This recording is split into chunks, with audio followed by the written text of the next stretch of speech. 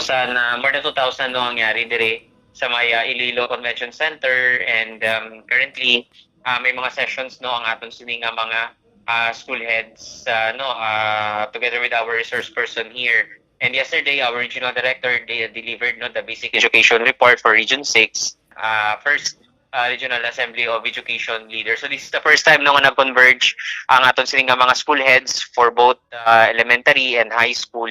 Same is true with our private schools no may nag-attend man dire sa aton sini nga Rael diri sa Maya Iloilo Convention Center. Yes sir, sir ano po yung tinutuyo po nito ng Rael po sir sa mga paralan dito po sa Western Visayas po sir? Actually, ang purpose ng Rael is for our learner, our students no, to be capacitated, especially nga ti kahapon ang Chief Human Resource Officer sa Metro Pacific Tollways Corporation sa power of presence no, especially in the context no sa atong sini nga mga si Dr. Leah Corpus, ang founder and CEO sa LASC Learning Solution, ang mga inputs na ma-receive dire, and that will somehow